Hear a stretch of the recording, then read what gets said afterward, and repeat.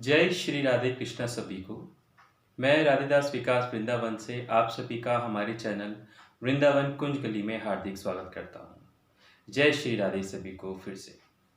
जी हाँ, आज का हमारा टॉपिक है कि पूजा के समय या पूजा करते समय हमारे मन में बुरे विचार या अश्लील विचार या किसी भी तरह के विचार क्यों आते हैं।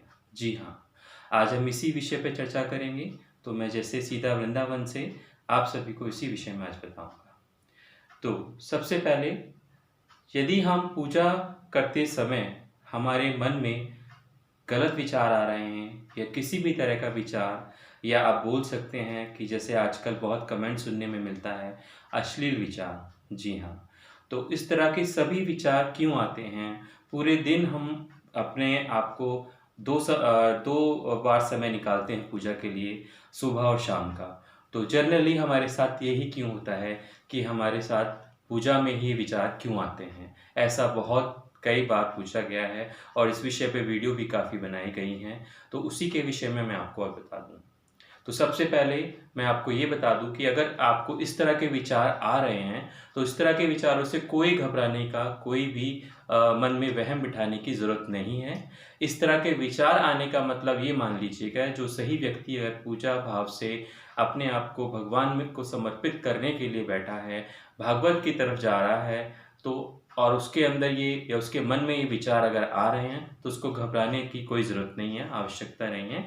उसको बस ये मान लीजिएगा कि आपका ये शुभ संकेत है कि आप भगवत प्रगति की ओर चल पड़े हैं। जी हाँ, तो अब मैं आपको बताता हूँ कि इन विचारों का, यदि आप दो तरह से व्यक्ति ये सोचता है कि एक तो होता है कि विचारों का आना, कि वो पूजा करना चाहता है बट उसे विचार बहुत घेर रहे हैं और विचार आते जा रहे हैं और उसको विचार हावी हो रहे हैं और वो बोल रहा है कि पूजा में कि ईश्वर मुझे इन चीज़ों से हटाओ या मुझे अपने नाम में लगाओ, लेकिन फिर भी वो विचार आते हैं।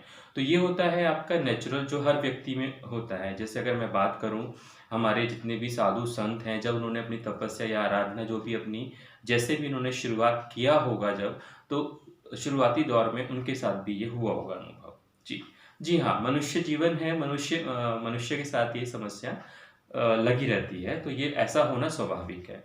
दूसरा, यदि विचार आपके मन में आ रहे हैं और जैसे मैंने आपको बताया कि कभी कोई 2 साल पहले का किस्सा हमारे मन में आ गया कि मैंने 2 साल पहले उसको पैसा दिया था, उससे पैसा लेना है मुझे, तो मैं कैसे वापस लूँ? अगर हम इसी इसी विषय पे विचार करते जा रहे हैं अंदर ही अंदर, और पूजा स्थल पे हम बैठे हैं, मंदिर में बैठे हैं अपने घर के या बाहर के मंदिर में बैठे हैं, कहीं भी सोसाइटी के या कहीं भी, और हम फिर भी हम इस चीज़ को रियलाइज़ नहीं कर रहे हैं कि अरे मैं पूजा में बैठा हूँ लेकिन ये विचार क्यों कर रहा हूँ, तो वो चीज़ गलत हो जाती है। क्यों? उस समय आप उन विचारों का पूर्ण रूप से आनंद ले रहे हैं, तो वो नहीं करना आपको, वो चीज़ें बिल्कुल गलत है।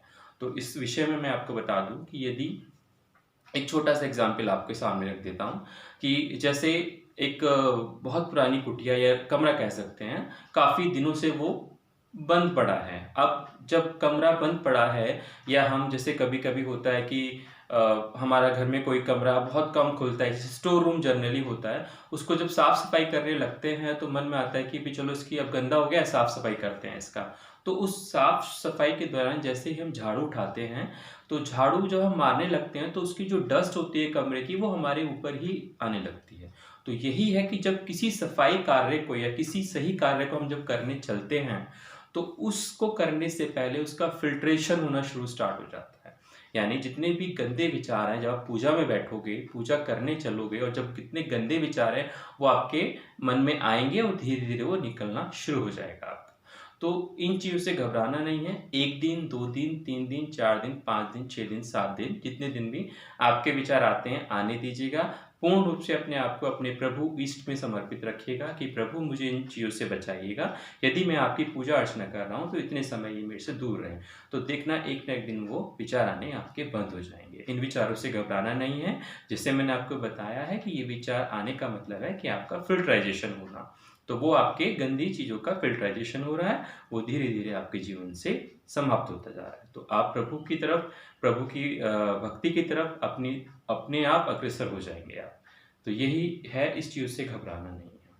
तो आज इस चैनल में आज के लिए इतना ही है और आप सभी का मैं बहुत-बहुत धन्यवाद देना चाहूँगा कि आप यदि इस वीडियो को आपको पसंद आती है ये वीडियो आपको हमारी, तो प्लीज़ हमारे चैनल को आप सब्सक्राइब करें, लाइक करें और ज़्यादा से ज़्यादा शेयर करें और प्लीज़ कमेंट बॉक्स में अवश्य लिखें कि क्या सही है और क्या गलत है।